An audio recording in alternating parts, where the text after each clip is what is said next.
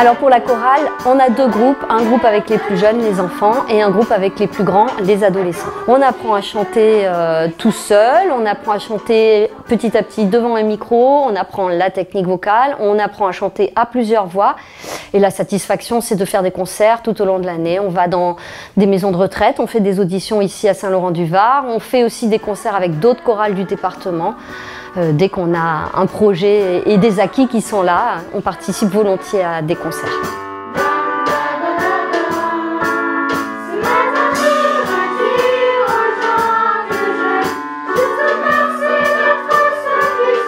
Pour les plus grands élèves, là j'ai fait venir des élèves de formation musicale de début deuxième cycle.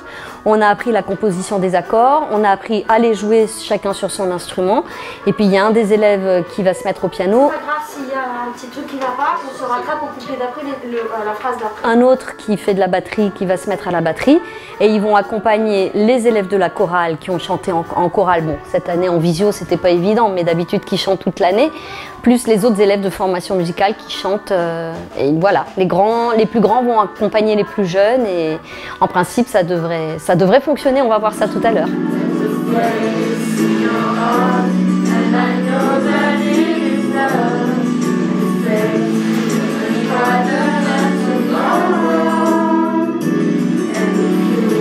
Donc la satisfaction à la fin de l'année, c'est de pouvoir jouer tous ensemble et accompagner, chanter, jouer sur des percussions, jouer de la batterie, mettre en application tout ce qui a été appris tout au long de l'année.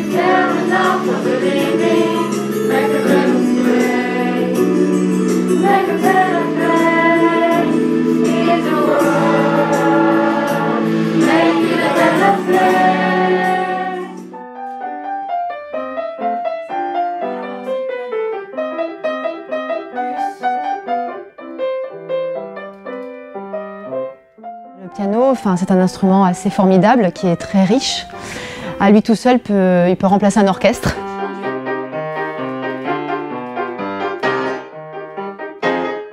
Le piano nous procure énormément d'émotions et un répertoire assez phénoménal. Voilà, une vie ne suffirait pas à l'explorer.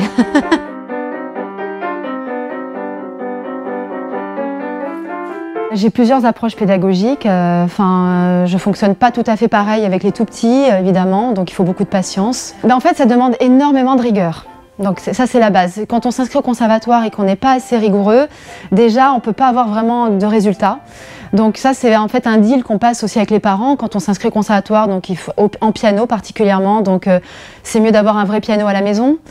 De consacrer régulièrement, on va dire, une petite demi-heure par jour pour avoir déjà un travail assez suivi. En fait, il faut être très assidu. Voilà. À partir du moment où on est assidu, le reste suit, en fait. Donc après, c'est la passion aussi. Il faut être motivé, passionné. Et certains élèves, au départ, quand ils s'inscrivent, ils ne pensent pas que ça demande autant de travail. Et parfois, ils peuvent se démotiver. Notamment quand ils rentrent au collège, vers l'âge de 12 ans, il y a toujours un petit moment où on sent un peu changement de vie, changement d'école. Et là, il faut les reprendre. Après, ceci dit, il y en a plein qui passent le cap et après, on fait de grands élèves. Et ça, c'est un vrai bonheur.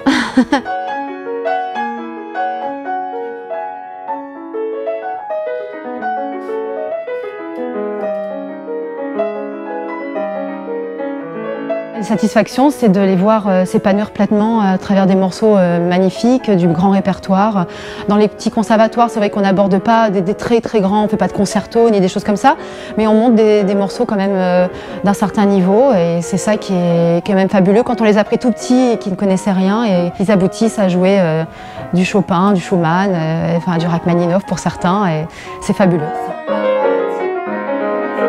Ça fait 6 ans que je fais du piano avec une année d'initiation. On peut jouer ce qu'on veut en fait et c'est ça qui m'a plu parce que en fait comme je suis souvent en colère, quand je joue du piano ça me relâche, ça me détend et ça permet aussi d'évacuer le stress. Je trouve déjà au niveau intellectuel, ça forme la pensée vraiment beaucoup, à avoir cette indépendance, pouvoir faire plusieurs choses en même temps, etc.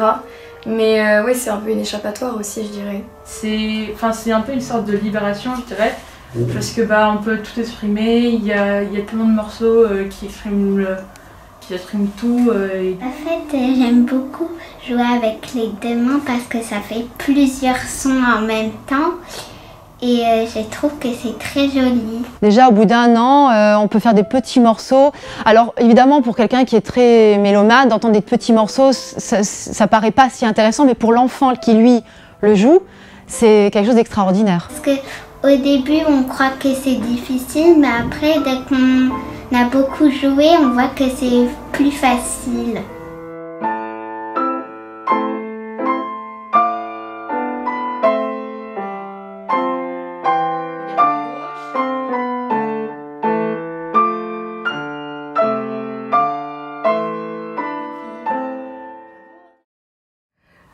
La section théâtre, elle est grande, elle est importante, puisque déjà nous sommes 2 professeurs. Nous couvrons tous les cycles, c'est-à-dire nous accueillons aussi bien les enfants en éveil 1, éveil 2, initiation 1, initiation 2. Et ensuite, les adolescents passent dans le cursus, au cycle 1.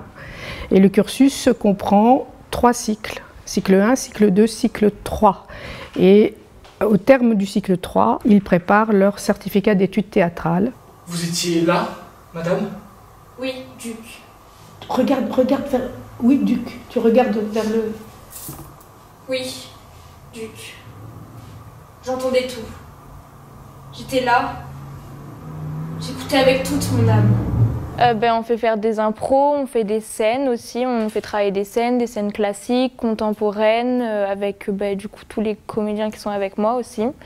Et du coup en cursus on a les examens, où au fur et à mesure on passe des examens et on monte les échelons. Au conservatoire municipal, nous accueillons tout le monde. C'est un lieu, en fin de compte, je dirais, où chacun peut y trouver son espace de liberté et surtout de pouvoir explorer son imaginaire aussi. Bien sûr, on travaille sur des textes, mais on passe beaucoup de temps en improvisation. C'est un préalable qui est, enfin en tous les cas pour moi, qui me paraît absolument nécessaire pour que chaque enfant, chaque adolescent, chaque jeune puisse explorer son champ créatif en fait. Ça m'apporte beaucoup parce que là je commence un peu à rentrer dans la vie professionnelle, dans les cours, donc ça apporte de la gestion du stress. Ça m'a rendu beaucoup moins timide, ça m'a permis d'être beaucoup plus à l'aise à l'oral, d'avoir moins peur aussi du regard des gens. Je dirais que je pratique, enfin j'espère pratiquer la pédagogie positive.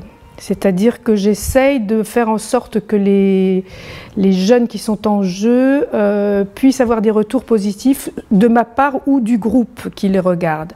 Maintenant, ça ne veut pas dire non plus que je laisse passer les...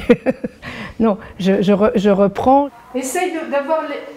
La narratrice, elle raconte l'histoire. Donc si tu veux, il faut que dès le début, paf, tu nous emmènes. Vas-y. Au coin d'une rue, sa mère a crié si fort que des passants se sont retournés. Que chacun comprenne bien qu'ils sont là, évidemment pour se faire plaisir, mais aussi dans l'idée qu'ils travaillent sur un art, qu'ils sont là pour servir un jour un auteur et s'adresser à un public. C'est-à-dire qu'il faut qu'ils soient dans la situation de jeunes gens qui racontent une histoire.